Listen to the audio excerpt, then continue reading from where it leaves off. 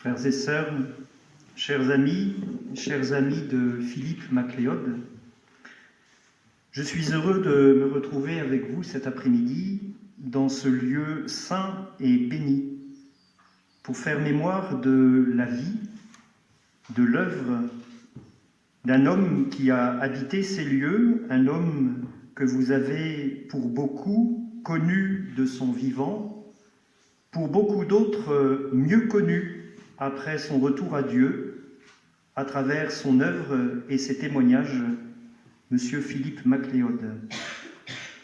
Le lieu sur lequel nous nous trouvons est un lieu béni qui remonte loin dans le temps, puisque nous avons une première trace d'un sanctuaire édifié au VIe siècle en remerciement de l'intercession de saint Maudé, qui aurait sauvé la vie ou rendu la vie à un enfant qui se noyait dans le Trieux.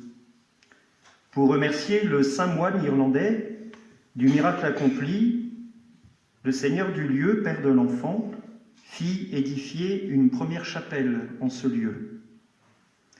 Rapidement, ce saint lieu devient un lieu de prière et d'intercession pour confier les marins vivants partis en mer, les marins perdus en mer, ainsi que leurs familles, à l'intercession de la Vierge Marie.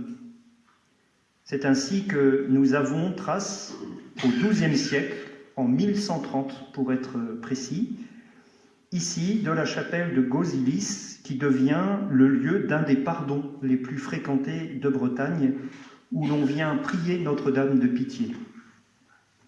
Ce lieu béni et saint est donc un lieu doublement ouvert.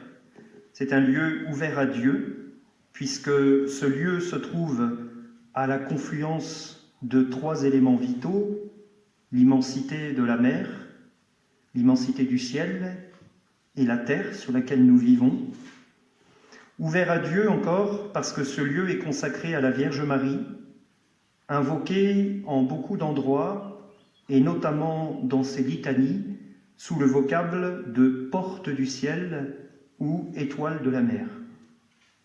Ici, en ce lieu, nous nous trouvons sur un lieu de passage, du fini à l'infini, comme le montre ce bras du Trieux qui se jette dans la mer. Nous nous trouvons sur un lieu de passage, du ciel vers la terre et de la terre vers le ciel. Quel beau lieu pour achever sa vie humaine et se préparer à entrer dans l'éternité.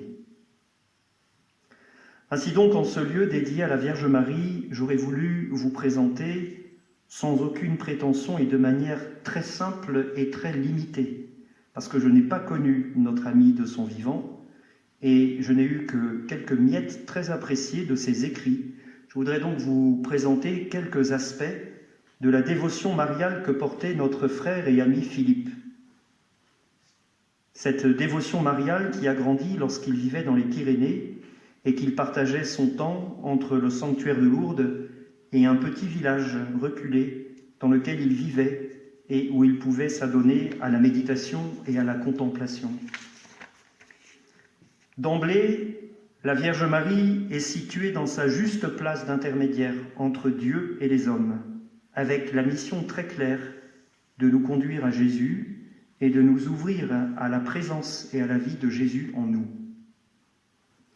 Au contact d'un autre lieu béni et saint, Lourdes, Philippe va avoir l'occasion de méditer sur le nom que donnera la Vierge à Bernadette lors de la fête de l'Annonciation, le 25 mars 1858, lorsqu'elle dira « Je suis l'Immaculée Conception ».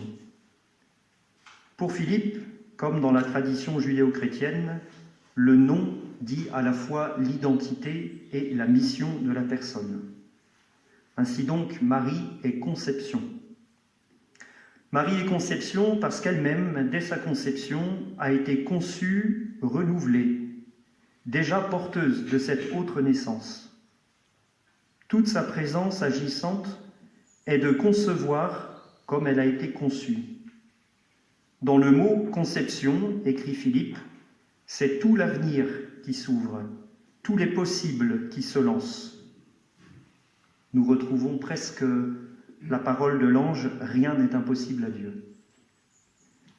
La conception, qui est une partie du nom que Marie donnera d'elle-même à Bernadette, outre le fait qu'elle nous ouvre à la nouveauté que Dieu fait en nous, laisse place à la mission de transmettre la vie et de faire grandir la vie, constituant ainsi un support au développement de la maternité spirituelle de la Vierge Marie. Ainsi, chaque naissance accomplie par Marie dans l'âme d'un de ses enfants ajoute un espace à l'espace. Et Philippe écrit « Chaque naissance ouvre la terre vers le ciel ». La méditation sur le terme « immaculé » nous rapproche d'un des aspects du dogme marial qui est la virginité de Marie. Croire en la virginité de Marie revient à reconnaître dans son mystère une dimension de l'existence. Malgré nos faiblesses, malgré nos inévitables maladresses, à travers ce qui est obscur en nous, Marie nous entraîne au bout de nous-mêmes vers un au-delà du péché qui ne nous arrache pas à notre condition, mais qui l'élargit miraculeusement. Marie peut alors nous chuchoter au cœur « Dieu ne peut renaître que dans la clarté de ton cœur ».